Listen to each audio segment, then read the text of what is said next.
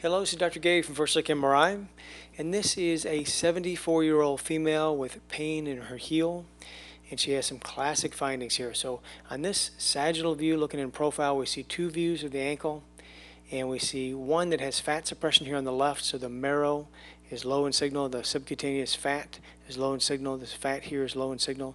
This one is called a T1 weighted view, where fat is not suppressed, so the bone has a lot of fat is bright, fat here is bright.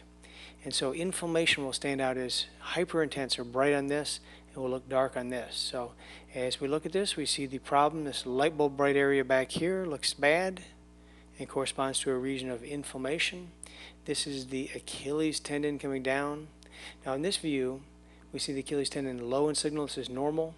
As the Achilles becomes more distal, coming to the insertion, it becomes abnormally thickened, and the signal, instead of being jet black, is foggy and bright. So this is hypertrophic tendinopathy, which just means it's hypertrophic, thickened, and then tendinopathy, there's microtearing or inflammation causing it to swell.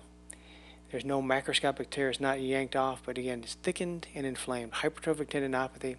And also we have some reactive fog, brightness here in the bone, so we call this reactive marrow edema at the insertion. And there's a little bony spur right here. We see this little, looks like a bird's beak, bony spur. So hypertrophic tendinopathy of the Achilles tendon with reactive marrow edema and a little bony spur. They also have a couple more things that go along with this. One is that this fat pad back here is bright, should be dark like this.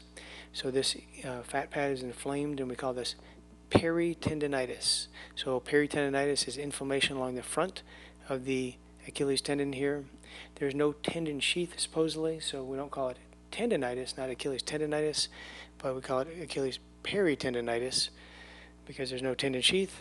And also they have a little fluid collection. She has a fluid collection right here, a complex retrocalcaneal bursal effusion. So acute bursitis, this little potential space is inflamed.